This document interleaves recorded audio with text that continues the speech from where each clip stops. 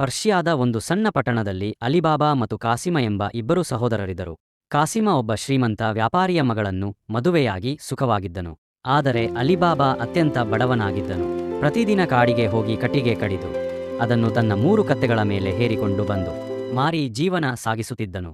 ಒಂದು ದಿನ ಅಲಿಬಾಬಾ ಕಾಡಿನಲ್ಲಿ ಕೆಲಸ ಮಾಡುತ್ತಿದ್ದಾಗ ದೂರದಲ್ಲಿ ಧೂಳು ಏಳುತ್ತಿರುವುದನ್ನು ಕಂಡನು. ಹತ್ತಿರ ಬಂದು ನೋಡಿದಾಗ ಒಂದು ದೊಡ್ಡ ಕುದುರೆ ಸವಾರರ ಗುಂಪು ಬರುತ್ತಿತ್ತು.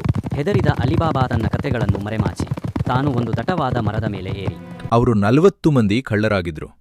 ಅವರ ನಾಯಕ ಒಂದು ದೊಡ್ಡ ಬಂಡೆಯ ಮುಂದೆ ನಿಂತು ಖುಲ್ ಜಾ ಸಿಮ್ ಸಿಮ್ ಎಂದು ಕೂಗಿದನು. ಕೂಡಲೇ ಬಂಡೆಯ ಬಾಗಿಲು ತೆರೆಯಿತು. ಕಳ್ಳರೆಲ್ಲರೂ ಒಳಗೆ ಹೋದರು. ಸ್ವಲ್ಪ ಸಮಯದ ನಂತರ ಹೊರಬಂದ ನಾಯಕ ಬಂದ್ ಹೋ ಜಾ ಸಿಮ್ ಸಿಮ್ ಕ್ಲೋಸ್ ಸೆಸಮಿ ಎಂದನು. ಬಾಗಿಲು ಮುಚ್ಚಿಕೊಂಡಿತು.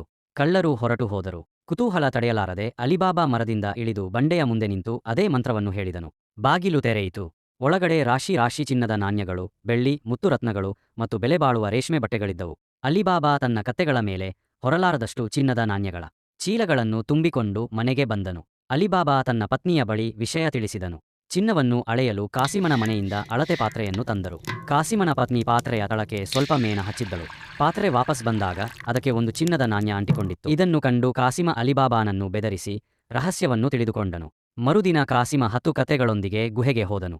ಒಳಗೆ ಹೋಗಿ ಬೇಕಾದಷ್ಟು ಸಂಪತ್ತನ್ನು ಚೀಲಕ್ಕೆ ತುಂಬಿಕೊಂಡನು. ಆದರೆ ಹೊರಬರುವಾಗ ಗಾಬರಿಯಲ್ಲಿ ಮಂತ್ರವನ್ನೇ ಮರೆತುಬಿಟ್ಟನು.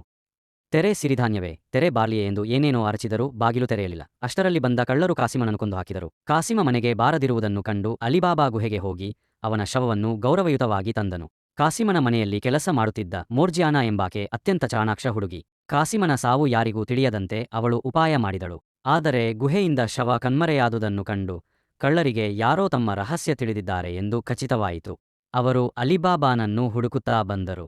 ಕಳ್ಳರ ನಾಯಕ ತೈಲ ವ್ಯಾಪಾರಿಯಂತೆ ವೇಷ ಧರಿಸಿ 40 ಎಣ್ಣೆಯ ಪೀಪಾಯಿಗಳೊಂದಿಗೆ ಅಲಿಬಾಬಾನ ಮನೆಗೆ ಅತಿಥಿಯಾಗಿ ಬಂದನು. ಆಗ ಒಳಗಿಂದ ಸಮಯವಾಯಿತೆ ಎಂಬ ಪಿಸುಮಾತು ಕೇಳಿಸಿತು.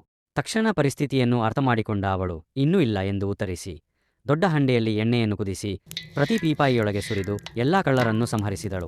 ನೃತ್ಯದ ಮಧ್ಯದಲ್ಲೇ ಮಿಂಚಿನ ವೇಗದಲ್ಲಿ ಕಳ್ಳರ ನಾಯಕನ ಎದೆಗೆ ಚಾಕು ಇರಿದು ಅವನನ್ನು ಕೊಂದಳು. ಅಲಿಬಾಬಾನಿಗೆ ಮೊದಲು ಆಘಾತವಾಯಿತು.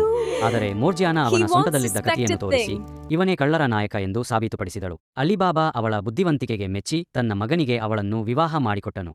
ಅಲಿಬಾಬಾ ಆ ರಹಸ್ಯ ಗುಹೆಯ ಮಂತ್ರವನ್ನು ತನ್ನ ಮುಂದಿನ ಪೀಳಿಗೆಗೆ ಮಾತ್ರ ತಿಳಿಸಿದನು. ಅಂದಿನಿಂದ ಆ ಕುಟುಂಬವು ಆ ಸಂಪತ್ತನ್ನು ಬಡವರಿಗೆ ಸಹಾಯ ಮಾಡಲು ಮತ್ತು ಸುಖವಾಗಿ ಬದುಕಲು ಬಳಸಿಕೊಂಡಿತು.